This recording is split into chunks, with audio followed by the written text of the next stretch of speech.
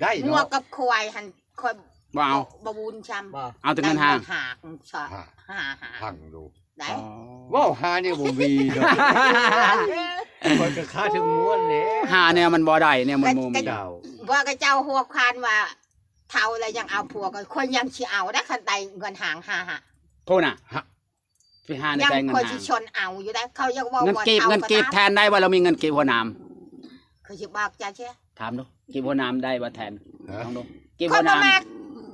บ่มากกิน เอากี่หัวน้ำแล้วเปลี่ยนเอามี คนมากเงินห่าง นี่ หาห่าง ำ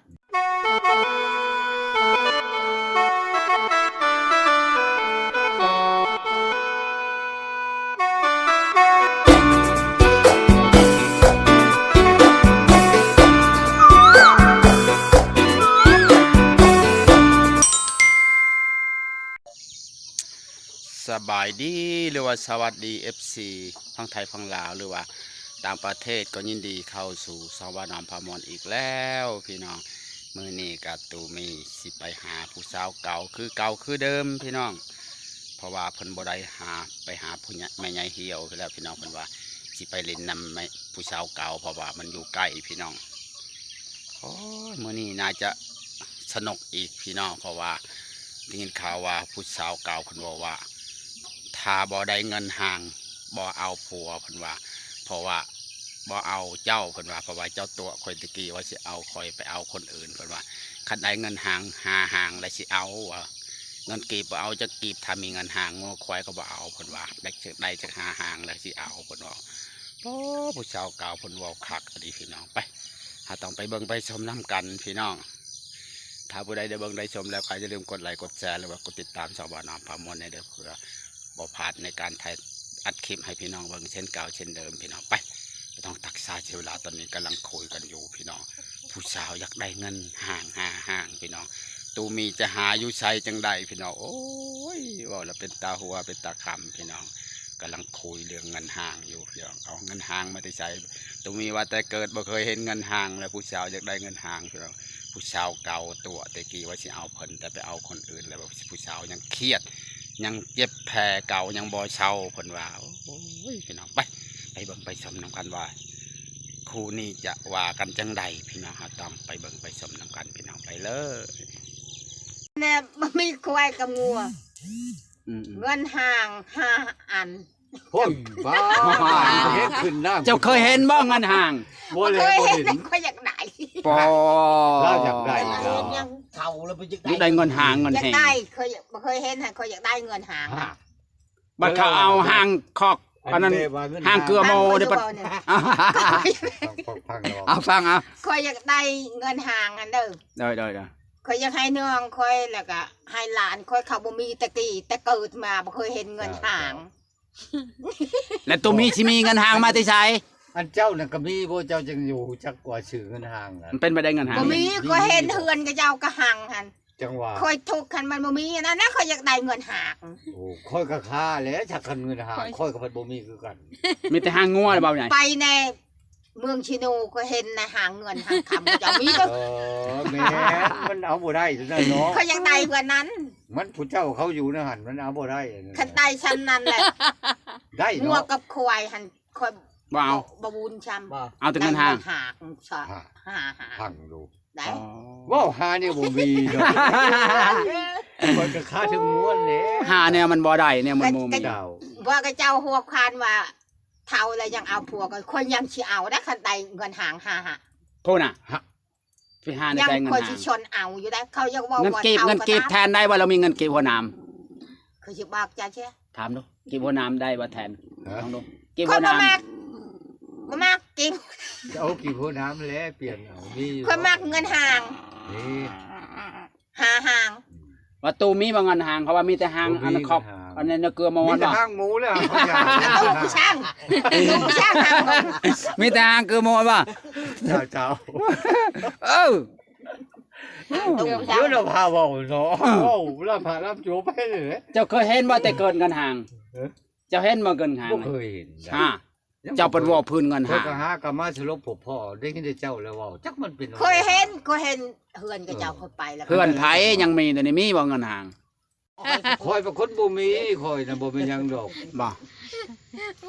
ยากให้เจ้าไปเบิ่งอยู่บ่ ไม่หยังก็เราว่า คอยก็ได้ เอ้ย เออ ไม่ใช่ว่ามี เมื่อกว่าเจ้าอันใดมีหยังบ่ ว่างัวก็มีควายก็มีเพราะว่าบ่มี มีแต่งัว บ่เป็นของข้อย ของลูก ของไผ่ ของลู ข ก องลูกเขาแล้ว ของลูกไม่ใช่ว่าลูกให้เอาหาเมียหัน ให้เอาแล้วเนาะหาควายหันบ่มีเนาะ เออ ก็ลูกหาเชื่อให้เนาะของลูกอยากให้เอาเมียน่ะไปเอาเขาจะ เชียร์อยู่เราว่าให้เอาแต่10ล้านงัวตัวหนึงนะพอเด้อเราว่า เออ โอ้ยมันบ่ได้แล้ว คันบ่มีผู้เอาซำนั้นน่ะลูกเขาสิแต่งให้ดอก อื บ่ ม ยาก สิแต่งให้ 10 ล้านไปเอามัน เอามัน งัวตัวหนึง เนาะ เฮ็ดตามฮีตของประเพ เอา ณี กระชูบน้อยลมบ่แห้งเนาะ แม่นลมน้อยจูบ เจ้า เฮ็ดแน่เพราะว่าค อยาน กอยากคือเจ้า ไก่ คือคอยเนี่ยกระเท่าเลยเจ้ากระเท่าเลยจักเอาสิไปหาเงินอยู่ไส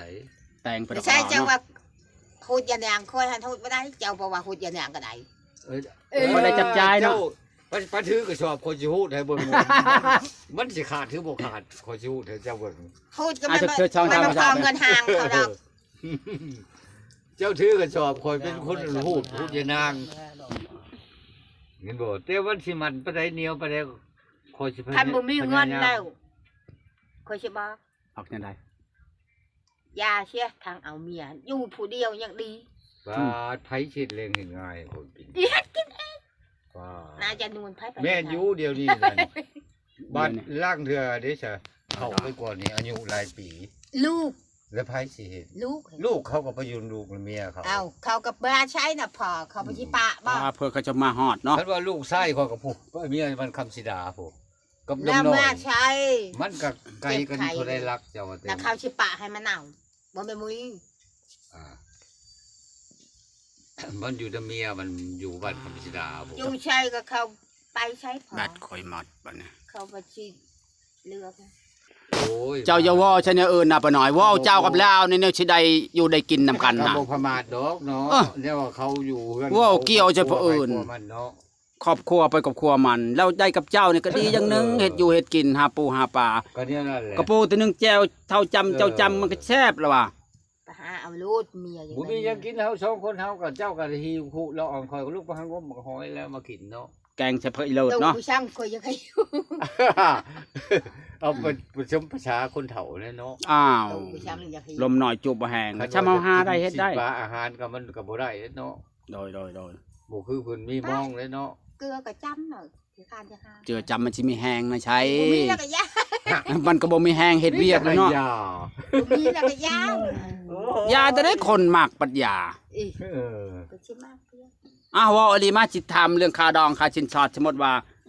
เอานี่ลดแหน่บ่ได้บ่ บ่ได้เลย วัง10ล้านงัวตัวหนึงไปหมดขี้ในท้องแล้วเนาะจำนี่ เจ้า เคยมันสิได้เนาะ มีหยังบ่ได้อันนี้กินข้าวครับ มันก็พออยู่ดอกกันบ่แล้ว เนาะเฮ้ยก็จะมาพาควรนะนี่ รถก็รถแบบมือแปดแล้วเขาเอาเลยนะ ว่าโลดว่าจัดปิดจัดปีจัดพี่จัดน้องก็เรียกก็ดอก เออ บ่ได้ตัดบ่ได้ตัด บ่ได้ตัด บ่ เฮา ได้ เว้า ตัดบ่เคยได้เงินชาวหาแลนด์แต่เอาผัว มันบ่มีนั่นติ คัน เนาะ เอาเจ้าตะกี้คอยสิลดให้แล้ว ปาตะกี้แม่นแล้วตะกี้เนาะ ว่าเดี๋ยวไปสักพื้นเก่าเราพื้นหลังมันก็คอยก็ยอมแล้วเอาไป เจ้า พกแล้วเนาะ เผ็ดเลยเนาะ ตัวมันเผ็ดแล้วก็ขออภัย แต่ว่ามันผ่านไปแล้วแล้วก็ แม่ เอาก็เตรียมสิน้ำยำสิต้ม อ่า ซะ อ่า ตอนนั้นน่ะเนาะ แม่นโดย แล้วก็ลูกใหม่ เริ่มต้นใหม่ ดัง อ้อ เว้าใหม่ อ้อ คุยใหม่ ไม่ตังไม่ก็ตังบ่ได้ เป็นหยังตังบ่ได้ จาก เอ้า อยู่บนได้ว่าตั้งบ่ได้ มันเป็นอะไรตังบ่ได้ บ่ได้ เพราะว่ามึงรู้ ก็ค่อยว่าตังบ่ได้ป้าแม่จะเว้าตะกี้ อ้าว เราเป็นพ่อห่างพ่อหมายเจ้าสิเอามานั่ง อืม เอาเด้อ อ๋อ หลานเด้อค่อยสิบอกเจ้ามันว่าจะตัดวิเศษว่าบ่เอาคันมันมาใส่เจ้า อ้าว ได้ค่อยบ่ได้ปะได้อันนั้นความปาเว้าหั่นได้ เจ้า เเอ้ย กระทิมจักกว่าเนาะ บ่ คน ได้ เก่า บ่ได้ เนาะ ทิมได้ กระทิมจ้ะเนาะ จากถิ่นเนาะ ยังถือ คันว่าเสือขาดจนว่าบ่มีบนสิโฮมได้ก็ ยัง ก็ ถือ เจ้าคือสิบ่ทิ่มบ่ซะเนาะ แม่ เชือกขาดฮะ เออ บ่ได้ทิมได้ อันนี้เพราะว่าทิ่มบ่ได้หั่นนะว่าเปรียบเทียบนะว่าเปรียบเทียบอย่าคือจะเว้านั่น แม่ ความเจ้า ขี้คูลหันเอาเมียใบโคกค่อยไปเพื่อนตังเฮือนบันเฮือนปะขะเดี๋ยวนี้แล้ว โดย ก็เท่าไหร่นี่ค่อยว่าไม่ใช่บอกค่อยว่าพอบางนายมันว่ามันเอาเมียบันโคกมาเฮือนเอามาเฮือน อันนั้นไอ้ว่าพี่นางเอ้ยว่าจะไปเฮือนเราบ่โอ้ยค่อยว่ายันเมียละหายแล้วก็ยันเมียละหายแล้วจะอยู่ในเฮือนนี่แล้วเอิญค่อยสิเอิญเรามาพี่แล้วว่าแล้วไอ้เราไอ้ว่าหันเอิญกับบ่ปากหันบ่เหลียวอยู่ปากน้ำเมียช่วย เป็น เพื่อบ่ได้ยินจะมีเนาะ แต่บ่ได้ยินจนไอ้ลากับไอ้ว่ามันเป็นนาอยู่แต่พี่นาง เขาก็เอิญพี่นาง ยันปินนาเป็นชื่อเนาะ เขาไอ้หวาน ยันทั้งเรือเพราะว่า ว่าเดี๋ยวนี้กับไปพอก็จะก็ดีได้เขาไอ้หลาย เขาก็บ่ได้ให้เจ้าดอกเขาก็จะได้เห็นพี่นางคือเขา ทุกอย่าง มันเขาสิเครียดเนาะ จ้า บ่ได้ชัดนั้นก็ตอนนี้แต่ตอนนั้นก็ตอนนี้เนาะ ปากขยักเสียงจะคือจะว่าว่าเครียดก็เลิกบ่ได้เคยได้ยิน คนไม่ได้เครียดใครวายล่ะ บ่แล้วว่าเครียดขอพี่นา อีกคนก็ไม่ได้เครียดเจ้าก็มามักนะเวทความหมักเลย มันเป็นจังไดล่ะเพิ่นวันน่ะชวนเริ่มต้นใหม่เนาะ เจ้า ไปที่ลืมตนพยายามไอ้ โอ้เสียดายเด้บ่คือลอยกระทงแมลงสิชวนไปลอยกระทงนํเนาะ แล้วก็เลยไปสองคน ไปลอยกระทงบ่มีผู้สาว ไป นี่ ลอย วัดป่า อ ดงน้อย วัดป่าญาทุอันนี้ แต่บ่มีผู้สาวเนาะ คอยก็อธิษฐานว่าให้มันพบกันเด้อว่ากับแม่น้อย ผู้สาวเก่า ชะหมดว่ะ เว้ากับผู้อื่นแปลว่าเว้ากับ ว่าอธิษฐานใส่กระทง คันหู คอย คอย เว้า ได้ยินคอยอยาก เห็นบ่แม่บอกคอยเว่าจริงใจครั้งแน่นะ เออจริงใจได้ตั้งใจเว้าหรือว่ามื้อนั้นน่ะ ตั้งใจไว้เว่ากับแม่ ว่าแบบใดเว้าอีกโดจะว่าอธิษฐานแบบใดอะ ว่ามันชาตินี้ชาติหน้าให้พบให้พ่อกันเด้อว่ากับมันสมุดเพิ่นนั่นว่า ผู้สาว เว้า เก่า คนเดียวกูเลยฮู้คอยบ่ได้ยินคอยบ่เชื่อ จังหวะคอยเจ้าบ่บ่ได้ไปน้ำข่อยจังห อ วะ ธิษฐานใส่กระทง แค่เป็นเดียวคือจะไปน้ำได้โอ้ยเอาไปเลยสองคนเอาไป โอ้คันเราไปก็เอารถไถไป